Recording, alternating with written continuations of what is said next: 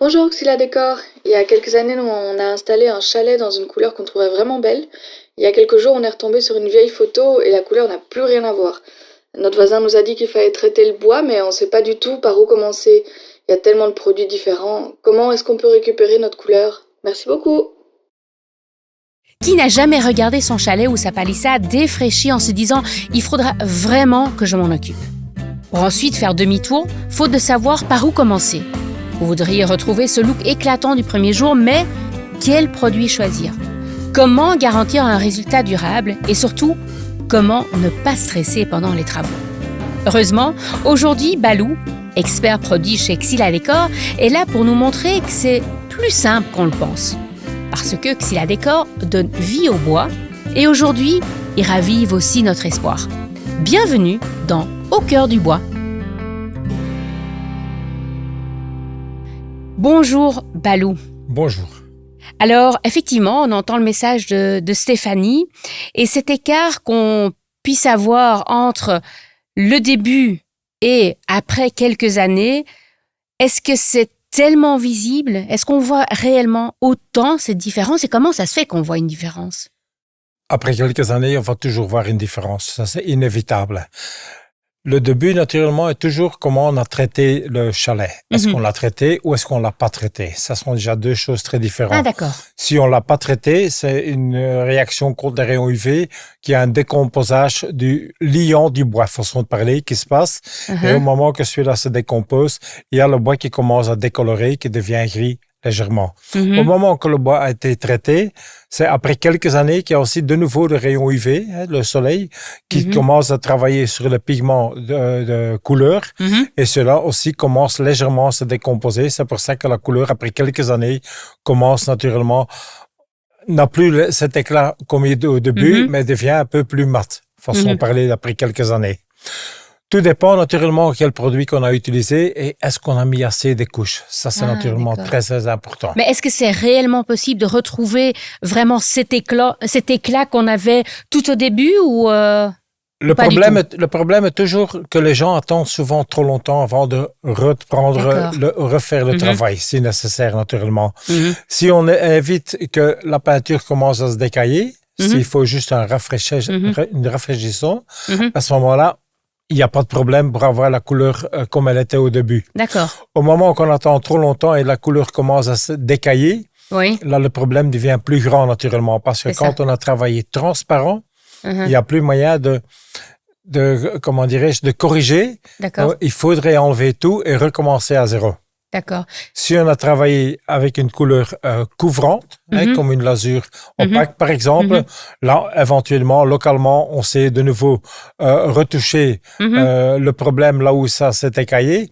Et au moment qu'on a fait la réparation, on peut refaire le chalet en 2 ou 3 couches pour avoir la couleur du début. Ça, techniquement, il n'y a pas de problème.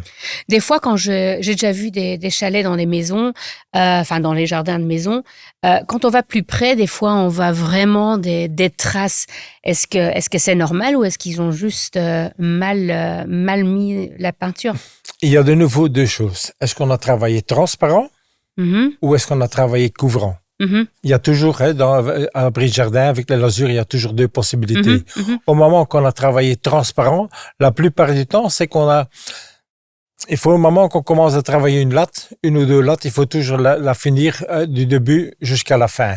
Et ne pas faire 30 cm d'en haut en bas et alors faire 30 cm après parce que là, il y a chaque fois un raccord qui se fait. Donc ça, c'est une possibilité. Éviter les raccords. Donc prendre 2 ou 3 lattes, ça dépend de la largeur, et de les faire de gauche à droite. Et utiliser assez de peinture et travailler assez vite. Ah oui, d'accord. Au moment qu'on travaille trop lentement, au moment qu'on utilise trop peu de peinture, on risque déjà d'avoir des traces partout naturellement. Et au moment dans des peintures ou dans des lasures transparents, au moment qu'il y a un raccord qui se fait, donc ça veut dire qu'une place où c'est plus foncé, il y a pratiquement plus moyen pour le rattraper. Parce que ça va toujours foncer plus que là à côté où c'est un peu moins foncé. D'accord. Donc ça, c'est naturellement un problème. Au moment qu'on a travaillé opaque, couvrant, et on a aussi des traces, de nouveau 2 possibilités. Soit on a travaillé trop maigre, soit on a travaillé trop gros. Ah oui. C'est l'un ou l'autre. Voilà, la plupart du temps, il y a encore moyen que ça a encore des autres raisons, mais ça sont la plupart des problèmes qui se passent sur le marché do-it-yourself où nous, on travaille naturellement. Hein. D'accord. Là, pour résoudre, c'est plus facile naturellement. On ponce, on dégraisse, on ponce et on dépoussière et on remet une ou deux couches. Et là, en principe, on s'est arrangé ça. Comment est-ce que vous le ferez, Céline? Moi, j'aimerais bien le faire au plus vite possible pour que je puisse profiter dans mon jardin. Donc, je sais pas, peut-être nettoyer avec une loque un peu mouillée et puis commencer à peindre. Et ouais, je sais même pas l'astuce que tu m'as donnée là de faire toutes les lattes. Je suis même pas certaine que j'aurais fait ça, mais maintenant je ferai comme ça, mais aucune idée. C'est sans doute pas comment il faudrait faire. C'est quoi la première chose à faire, Balou? Il faut toujours suivre étape par étape. D'accord. Et nous, on dit toujours, quand je donne des formations, moi je parle toujours, la préparation, c'est toujours le plus important. Tout tombe, façon de parler avec une bonne préparation. Et moi, j'explique toujours aux clients ou les gens qui viennent en formation, je dis toujours, il faut faire 1, 2 et 3.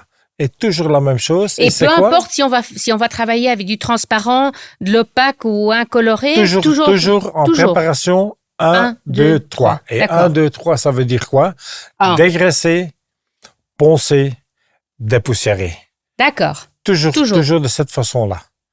Ah oui. Donc, au moment que c'est un nouveau chalet ou c'est du bois nu, on commence à dégraisser avec un thinner synthétique. D'accord. Tenir compte que c'est un solvant. Donc, si jamais le client travaille à l'intérieur, un chalet, naturellement, la plupart du temps, se trouve à l'extérieur. Donc, il faut bien aérer, naturellement. Donc, à l'extérieur, pourquoi un thinner synthétique? Parce que c'est volatile et ça va aussi chercher la graisse en profondeur. Ah oui, OK. Pourquoi aussi le thinner synthétique? Parce qu'il y a une graisse que tout le monde oublie, que tout le monde a, c'est la graisse de peau. Ah bon, c'est vrai? Donc, au moment qu'on travaille et qu'on met le chalet, qu'on prend les planches, on les met les planches, ou façon de parler, il y a toujours la graisse de peau qu'on laisse, mais qu'on ne voit pas. En passant avec un thinner synthétique, il s'enlève directement. Après le dégraissage, à ce moment-là, il y a toujours une petite réaction de fibres du bois. On passe un petit coup de ponçage avec un 180, 240, façon de parler légèrement, et on dépoussière, et là, le bois est prêt pour y aller. Si jamais le chalet ou le bois a déjà été traité et il est en bon état, comment on fait? De nouveau la même chose, dégraisser, mais dégraisser avec quoi maintenant? Maintenant, on va dégraisser avec de l'eau ammoniacale ou avec un dégraisseur. Chez Polyfila, on a un dégraisseur dégraissant peinture. D'accord. Qu'on mélange avec de l'eau. OK. Et comment est-ce qu'on le mélange? 5 à 10%. Ah d'accord, OK. 5 à 10%, plus ou moins. C'est ça. Et avec ça, donc, on va... Pourquoi à ce moment-ci, avec de l'eau et avec de l'ammoniac ou le dégraissant? Pourquoi? Parce que le bois a déjà été emballé. Donc maintenant, l'eau ne va plus pénétrer dans le bois. C'est ça. Donc, et tout d'un coup, oui, mais la graisse de peau, cette fois-ci, se trouve sur la lasure ou sur la peinture et plus dans le bois. Donc, maintenant, c'est l'eau ammoniacale ou le dégraissant. C'est plus facile de l'enlever. Il va s'enlever. Une fois que le dégraissage est fait, on va poncer. Parce que poncer sur un support qui est gras, soit on glisse, et si on arrive à poncer, on va poncer la graisse à l'intérieur du bois et celui-ci pourrait poser des problèmes d'ici 2-3 ans. Ah oui. Donc pour ça, toujours dégraisser, c'est ça. Poncer. Pas sauter une étape. Non, techniquement, ça c'est l'idéal. D'accord. Et comment alors savoir combien de couches à mettre et combien de produits utiliser? Oui. On est de nouveau en train de parler, est-ce qu'on parle de nouveau d'un nouveau chalet qui n'a pas encore été traité? Oui. Alors, on parle toujours de mettre 3 couches. D'office, 3 couches. Le produit chez Sila Décor, c'est le Sila Décor Chalet. D'accord. Transparent. Combien de temps est-ce que ça donne une protection? Au plus foncé le teint de son, au plus long la protection. Ah bon? Donc, par exemple, on a la couleur chêne clair. Oui. Donc, au moment qu'on met 3 couches chêne clair, on a une protection 3 à 4 ans. Ah oui, pas plus. 3 à 4 ans. Non, il faut rester logique et il faut rester honnête aussi.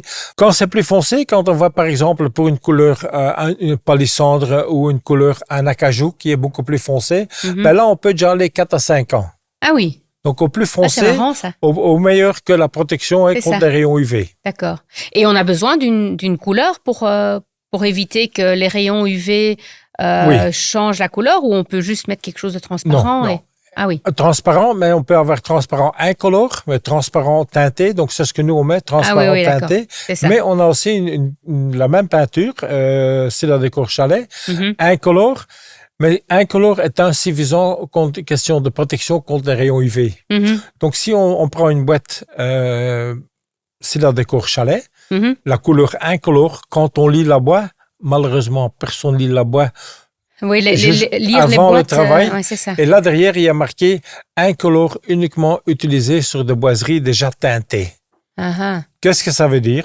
Ça veut dire au moment que vous avez mis 3 couches de chêne clair, Ouais. vous allez voir que la 3e couche sera un peu plus foncée que la première. Oui. Parce que chaque fois, la première fois, on commence sur du bois nu. En Mhm. mettant la 2e couche, il y a déjà le chêne clair dessus. Donc, légèrement, ça fonce toujours un tout petit peu. Mhm.